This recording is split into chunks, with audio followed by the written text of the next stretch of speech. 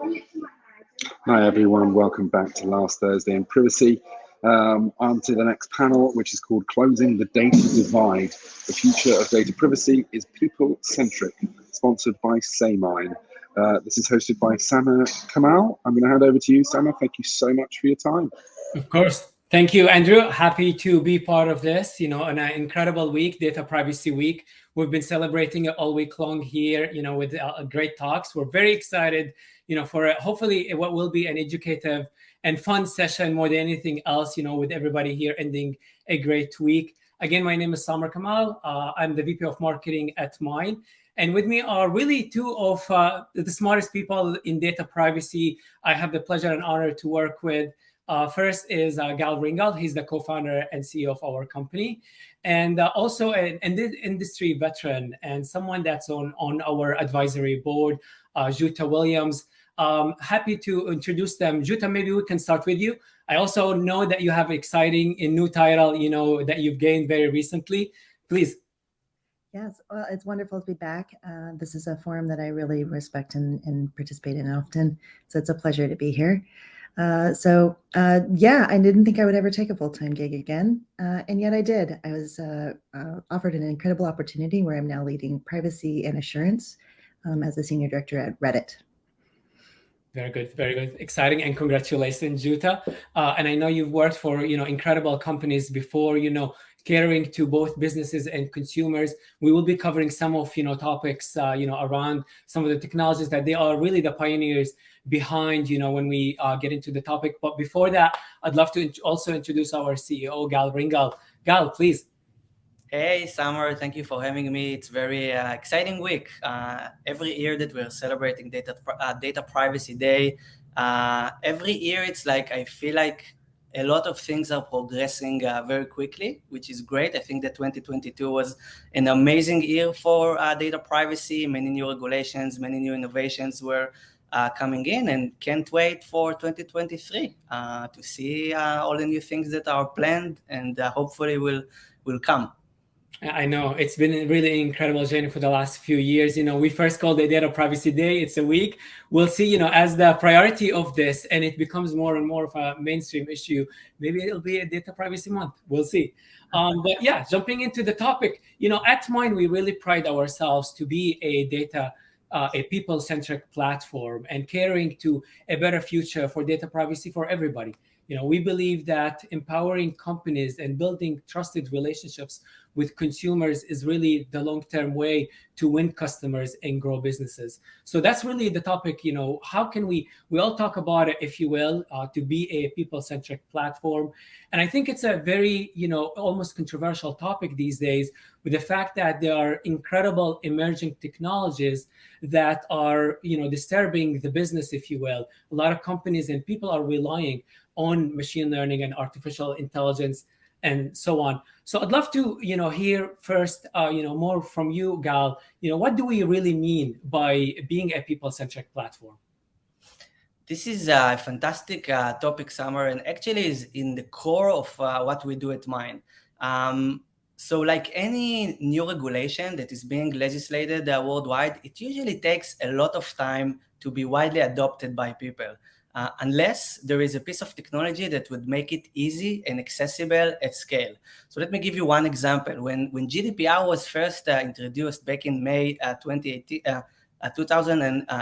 it was mainly adopted by companies, right?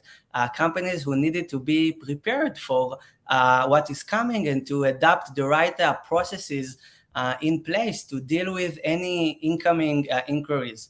And guess what? The sad reality was that citizens, people, were almost unaware of GDPR and the powerful rights that it now give to them, the knowledge of understanding what companies are doing with their data and the ability to take action if they wish.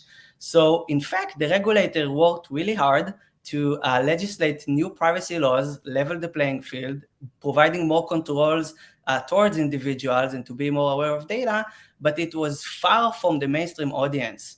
And then came a wave of new companies that took that people-centric approach like us, and to really take the consumer experience and to allow them to interact with privacy rights in a very easy way. And what happened is that when companies started to receive inquiries from individual, and like all the privacy processes were, giving into real test, into the real world, unfortunately, there was a big gap between how individuals were expecting to exercise their rights or interacting with these rights and how companies have placed their solutions in order to handle that. So I think that the most so building a people-centric platform means understanding how real people want to interact with building the technology around it. So user experience is really key here. And I would end with one popular example that when individuals were trying to exercise their rights, companies were asking them, hey, would you like to exercise a GDPR or CCPA or all kinds of legal questions that consumers didn't really know how to answer them. So the entire, the entire process was interrupted in the middle. So this is how we thought on, creating a consumer or people-centric approach that to mitigate the gap between consumers and companies and to strive for a better privacy future. I love it. Absolutely. And I love that questions are coming in. Please, everybody, feel free to drop your questions. This is a fireside chat, no slides presented. And so we'd love to continue the conversation and involve you with it. And maybe we can start it off, maybe a question to Jutta to follow up, and build on what Gal mentioned, with all these technologies. And really, we talk about it all the time here at Mine, automation will help, streamline some of these processes. But Jutta, do you think that, eventually maybe automation will replace what a DPO does entirely? No. It's a great question because everyone is wondering if they're going to be replaced by ChatGPT. But so maybe I can answer by at the end of this monologue. As a privacy professional, I started in the field first as a security engineer because that's where we were addressing threats early in data days. And over time emerged kind of this new field of privacy that really addressed kind of the internal uses of information and made more careful decisions around what was appropriate uses of information rather than just focusing on making sure bad actors didn't have access. So that the kind of the technical evolution of data protection went from external threats to internal appropriateness. And now, and I think that this is really important for privacy professionals to really get a handle on, we're looking at the long-term consequences of using data, of using information to provide services, products, and capabilities. So for me, my career evolution followed that track. I was a security engineer, I became a privacy engineer, I became a privacy officer, and then I became a responsible machine learning advocate. And I had to learn ML. I had to learn and understand those long-term consequences because I felt like it was an extension of my accountabilities as a data protection agent within a company. Machine learning, automation, all of these kind of scaling technologies help us address problems that are bigger, but they're also much more complex. I don't think humans will ever be replaced in addressing really complex problems, but we have to replace people in doing mundane, repeatable tasks that automation is perfectly suited to perform. So ML will come and augment DPOs, but it will never replace us. It will never replace the people who have to make really complicated risk-based decisions using variables that can't be known and therefore can't be trained within an algorithm. So my answer very, very definitively is the same as it was when I was building ML applications for doctors. It's to augment physicians, it's to augment DPOs, to help you scale and be more precise and to eliminate mundane tasks, but it will never replace you. Incredible. Thanks, Jutta. It makes sense. Jutta, maybe we can step back and maybe apply the same question or, your thoughts about these emerging technologies, not just for companies, if you will, but societies in general. And, anybody running through their daily lives, if you will, how do you view, would you see, an impact on that for societies as well? I do. I see them. We had some nice, healthy debates, right? Some around this topic. And so I'll share a little bit about the kind of the many sides of a discussion and argument around data collection. And I'm going to put it in a healthcare use case, even though that's not where I work any longer. The more data you collect, the more precise you can be in making predictions. Fact, end sentence, period. The more intimate data you can collect, especially in a healthcare setting, the more accurate you can make predictions for individual people. And this is just a fact. and I'm happy to debate it offline with anybody who disagrees. But the more intimate level of detail, the more precise for an individual you can make any kind of clinical decision, any kind of automated decision. Privacy and precision within the automation field are at counterpoints with one another. They stretch, they stress two different points of view and two types of protection. And there is almost always conflict between people who need very precise and large quantities of data and people who want to protect individuals and restrict uses of data. And in the machine learning space, especially in the creation of automation space, those conflicts are very hard to navigate because the risks are real, they are realized, and people have a different opinion on which risk is more real. I would say that societally, we're collecting a lot more information and we're slapping a for the better good of the world on top of a lot of data collection. And we can make a use case and we can make the case that that is accurate and that's true. And it's even defensible in some ways. But I think that the ethicist, the data ethics part of the DPO job, of the privacy official job, has to go in and really debate internally whether or not we actually are making the world better, if we're collecting too much information, if we're not collecting enough information, if we're making risk decisions that eliminate so much personal information that now we have clinical applications that can't be precise, or if we're granting unilateral authority for people to use information just because we can make a business case and we think we can defend it. It's a very hard trade-off discussion. And I think you have to be very knowledgeable about the technology, and I think you have to be very knowledgeable about the data in order to have those internal trade-off conversations. There are so many questions popping up. I'm guessing I'm poking at some. I love them. Ideas. No, this is great. Exactly. It's if people are interested. Great. So before jumping into them, I'd love to hear Gal, your thoughts a little bit about that. You have a great background both in data privacy and cybersecurity. Any thoughts around that? When it comes to these technologies' impact on societies. Yeah, for sure. And I'm also coming from the same background as Jutta. I'm an engineer by heart, and I think that honestly AI is amazing. But taking all the recent developments, I think that like any technology, it's usually advanced so quick, right? Rather than people can really understand the consequences. And I think that the bottom line is that we should think about responsible AI and how can we use AI for doing good, right? Just to give a few examples that I collected over the last few years. Jutta mentioned ChatGPT. So Microsoft actually released back in 2016 their old brother of ChatGPT. And what happened in less than 24 hours, where after many people have used it, that chatbot actually became racist. And Microsoft had to take it off very quick. I don't know if both of you remember that. Another example regarding ChatGPT, just from last week, I read that it passed the MBA Wharton exam, and I read that students in undergrads and MBA are now using ChatGPT to actually write their own essays. So I read that universities and education systems in general are starting to ban that technology for being used within education, which is strange, right? So I think, again, when we talk about AI, one would argue that we should speak about responsible AI and how we can really measure and consider the implications. In most cases, it's very hard to predict what would happen because no one really knows how AI works when it gets to deep learning and how neural networks really works behind the scenes. So it's very hard to do that. But yeah, this is like two examples that I decided to collect to show the good and the bad of these amazing technologies, right? Well, it's in the data curation process where machine learning becomes irresponsible or innovation becomes irresponsible.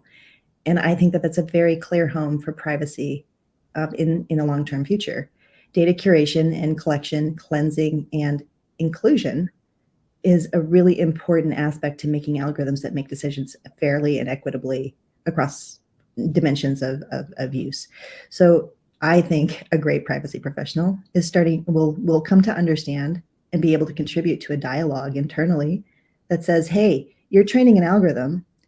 Did you ensure that we had representative sampling in people's opinions in the way that they talk, in the way that they crop images in Twitter, was one of mine, another racist algorithm, in the way that we, and then in the way that we test for profanity, in the way that we're evaluating toxicity. Are we looking at demographic sampling that really is representative so that we don't inadvertently build a machine learning algorithm that is biased? I think that's very clearly part of a privacy function. Now, that's debatable, right? But it's a little bit beyond the DPo's function. But I think new regulation is actually starting to address this too. Privacy rules that are coming out of Europe are talking about algorithmic audits as a functional responsibility. What would we do as a functional responsibility within the privacy field to audit algorithms? And so it's an emerging field. It's really important work. It's very poorly defined, but it's already enforceable. Incredible. Thanks. I would also say that the one last thing about regulation. Yeah, I wanted to ask about that. What do you think, like whether regulations in AI would start? I mean, there are discussions, but what do you think about new regulations regarding limiting AI or creating a new boundaries or leveling the playing field, as you know?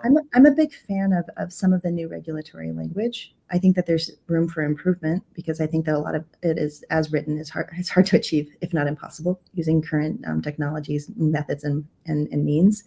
But what I will say is that I'm seeing regulation lean a lot more toward unacceptable outcome and not trying to dictate mechanisms or methodologies. And that is, I think, a much more sustainable and achievable goal for regulation. They're saying children cannot be served an ad in these countries. That is much more achievable than dictating like 17 technical requirements around how you collect birth date information, use it, and then et cetera, et cetera. If you define an outcome that is unacceptable, smart people who have hearts, which everybody I know that works in the space do, will find a way to achieve that outcome, dictating the mechanisms or the methodology, or just criminalizing a lack of governance around those sorts of decisions. It doesn't really change anything. So these are much more applied, ready regulatory frameworks, in my opinion. And existing law, in my opinion, again, not to represent my new employer, Jutta's opinion alone, is that a lot of the regulations to date actually encourage data hoarding. They encourage companies to retain and maintain their own large data sets and to not share it in ways that actually make society better, that would allow smaller companies to compete, because the privacy rules don't penalize if you keep it to yourself. Data transfer rules, the data sharing obligations and requirements, all of those are really encouraging data hoarding practice. And so I would just say, I'm a big fan because we're outcomes and we're not really focused on some of these very specific technical means. Very valuable. Thank you, Jutta. Maybe on similar note, Gal, but maybe a little bit more about our product. Someone had a question. How do we get the balance right between verifying customer IDs and respecting privacy during DSRs? Maybe we can start by explaining what a DSR for the audience, making sure they know. Please. Yeah, sure. So this is an interesting debate, which I find very interesting, and I'll share a few examples why. So DSAR is basically a data subject access request, and it's part of the GDPR rights for empowering individuals to, if they are European Union citizens or their data was processed on European soil, to go to these companies and basically exercise a data request to get a copy of their data. And the company in turn have up to 30 days to comply with the request and share the data with the user. By the way, in brackets, the law doesn't really define how the user should get the data, in what format.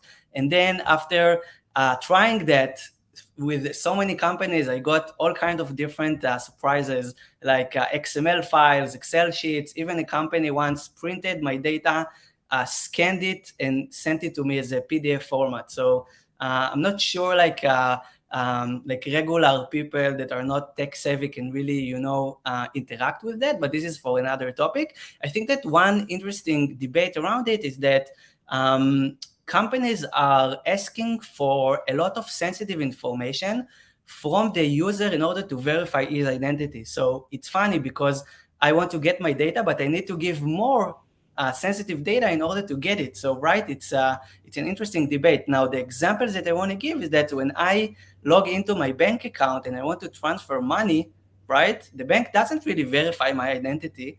I can wire millions of money and no one's care, right? I mean, if I logged into the account in most of the digital new banks, it's fine, right? Or so what we're doing, we're trying to use a lot of the information that the company has about that individual, and trying to match as many data points as we can to increase the accuracy that the user that is, interacting with us is that user.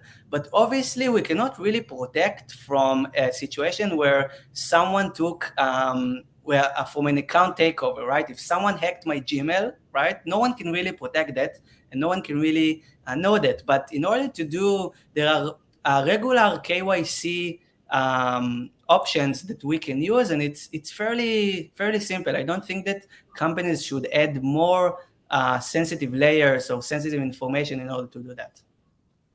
Very good, very good. Jutta, any thoughts on that? Really briefly, because you covered it very well, Gal. I would say that doxing is a real problem on the internet. I don't know that a lot of businesses have experienced what maybe I have in some of the big tech firms I've worked for, but it's become a malicious activity to go in and try to delete people's data to get them off platform if you don't like them. So there is a real demand and a need for identity verification before you go in and process somebody's deletion request. And my rule of thumb for people who are trying to find this balance is that deleting somebody's data, deleting their account, if you should be verifying their identity to as significant a degree as you did to create their account. I don't think that there's anything wrong with that. In a healthcare setting, you should verify their ID a little bit more significantly than maybe if you're a platform user on one of the social media sites. But however you've identified them originally, I don't think it's inappropriate to identify them in the same way, specifically, so that you can prevent them from being maliciously harmed by someone who's trying to actually use these tools for a malicious purpose. It happens a lot. Mm-hmm. Ex-wives are trying to delete their ex-spouses, sorry, not ex-wives, ex-spouses are deleting ex-spouses' accounts on all kinds of platforms as a form of retaliation. So just be aware that there is a risk of not identifying people and harming your customers by not asking for identifiers. Incredibly important. Thanks, Jutta. Very good. We only have a couple of minutes. Gal, if I could ask you, for anybody not familiar with Mine and our B2B platform, if you could just explain, our offering very quickly. Yeah, sure. So we provide a privacy ops platform to empower companies to automate and orchestrate their entire privacy operation processes to really turn privacy into a business advantage, into a brand advantage, and not just think of it from just the law.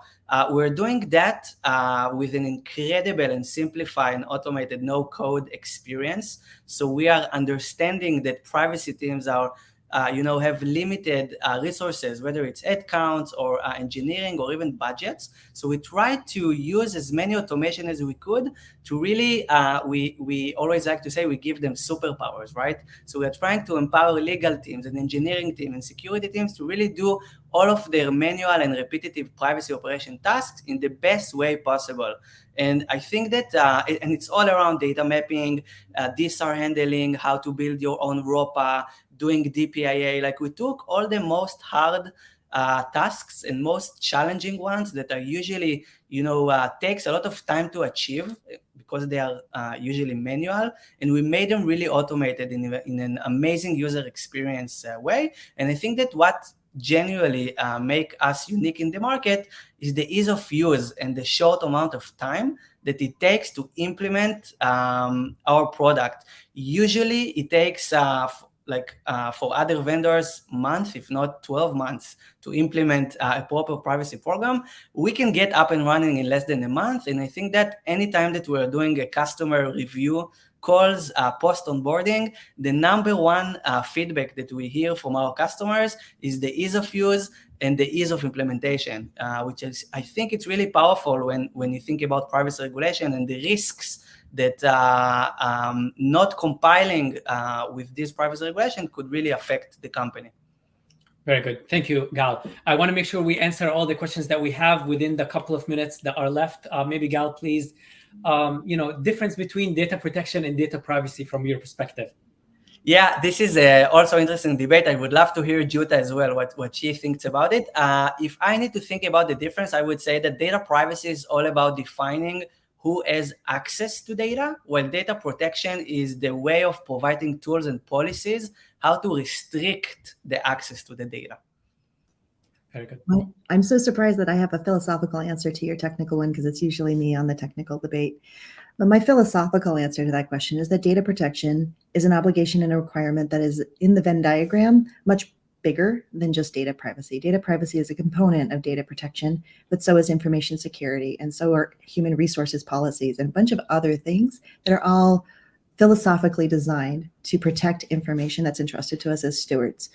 I would say that when you build a really strong data protection program, a byproduct is compliance. And a lot of the times, the data privacy program is focused on compliance. So it's meeting that minimum bar. To me, a data protection program is much larger. It's basically estimating a ceiling for your business. How high are you willing to go? How much are you willing to invest specifically to protect data holistically? Data privacy is certainly focused on affording people their rights, ensuring that they're enabled and that they're automated and that they're accurate and completely provided, which is the tools and techniques and methods we were talking about, Gal. And data protection is a larger obligation and requirement that is inclusive of lots and lots of people within a business. So that would be my philosophical answer to the question. Love it. Love it. Thanks, Jutta. And thank you, Gal. What an amazing half hour. It went very quickly. Always an honor to chat with you all. Thank you, everybody, for attending our session. Back to you, Andrew. Thank you so much, Summer. I think you nailed it there. That final part, because that's what we're about here at PrivSec. It's about that inexplicable link between data privacy and data protection and data security. So thank you to you, Mine, for that panel, Closing the Data Divide. The future of data privacy is people-centric. Couldn't agree more. To learn more about Mine, head over to their sponsor page via the left-hand menu. Thank you so much. In a moment, Steve Wright is going to be here. He is anchoring and introducing and then moderating the next panel, A Europe Fit for the Digital Age, the path forward for e-privacy, online marketing, and digital fairness. He'll be here in about 1 minute's time. Thanks so much. Take care. Bye-bye.